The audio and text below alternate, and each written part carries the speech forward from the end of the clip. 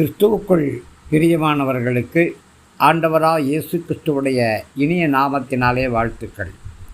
இயேசுவின் வாழ்க்கை வரலாறு என்ற பகுதியை தியானித்து கொண்டிருக்கிறோம். இன்றைக்கு இயேசு தேவனிடத்திலே அர்ப்பணிக்கப்படுதல் அப்படிங்கிற தலைப்பில் பார்க்குறோம். குழந்தை பெற்ற பெண் சுத்தமாகும் பொருட்டு மோசேயின் விதிகள் கூறியதை செய்யக்கூடிய ஒரு காலம் வந்துச்சு. யோசேப்பும் மரியாளும் இயேசுவை தேவனிடத்திலே அர்ப்பணிக்கும்படி எருசலேமுக்கு கொண்டு வந்தாங்க. பிரியமானவர்களே, நீங்கள் திருச்சபைக்கு வரும்பொழுது உங்களையும் உங்களுடைய பிள்ளைகளையும் தேவனுக்கென்று இயேசுவைக்கென்று அர்ப்பணிக்கிறீங்களா? தேவனுடைய பிரமாணம் இப்படியாக எழுதப்பட்டிருக்கு. வீட்டின் முதல் பேரான மகன் பிறந்ததும் அவன் தேவனுக்கு விசேஷமாக கருதப்படுவான். 2 காட்டுப்புறாக்களையாவது அல்லது 2 புறாக்குஞ்சுகளையாவது பலியாக கொடுக்க வேண்டும் என்று சொல்லுது.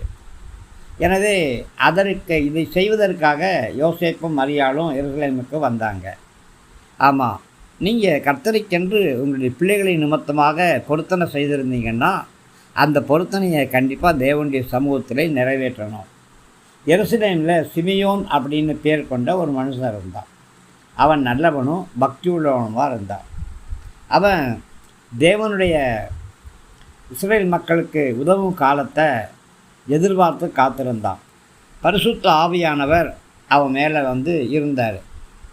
கர்த்தரிடத்திலிருந்து கிறிஸ்துவை பார்க்குற வரைக்கும் நீ மறிக்க மாட்ட அப்படின்னு பரிசுத்த ஆவியானவர் சிமியோனுக்கு கூறியிருந்தார். பரிசுத்த ஆவியானவர் சிமியோனை தேவாலயத்துக்கு அழைச்சிட்டு வந்தார். செய்ய வேண்டியதை நிறைவேற்றுவதற்காக மரியாளும் யோசேப்பும் தேவாலயத்துக்கு வந்தாங்க. அங்கே குழந்தை இயேசுவை தேவாலயத்திலே கொண்டு வந்தாங்க. இதை சிமியோன் பார்த்தான்.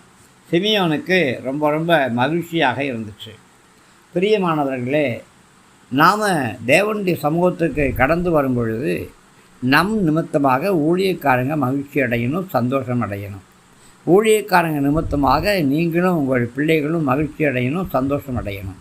காரணம், உங்களுக்கென்று மெய்ப்பராக ஊழியக்காரராக ஸ்தல போதகரை கர்த்தர் வைத்திருக்கிறார். அந்த போதகர் உங்களுக்கு ஊழியம் செய்யும் பொழுது கண்ணீரோட, வருத்தத்தோட, துக்கத்தோட அவங்க உங்களுக்கு ஊழியம் செய்யக்கூடாது. உங்களுக்கு ஊழியக்காரங்க ஊழியம் செய்யும் பொழுது மகிழ்ச்சியாக அவங்க செய்யணும், சந்தோஷமாக செய்யணும். ஏன்னா பரிசுத்த ஆவியானவர் தான் ஊழியக்காரங்களை திருச்சபையில் வச்சுருக்கிறார்.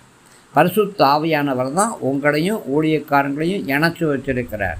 அதனால் நீங்கள் ஊழியக்காரர்களையும் துக்கப்படுத்தக்கூடாது, பரிசுத்த ஆவியானவரையும் துக்கப்படுத்தக்கூடாது.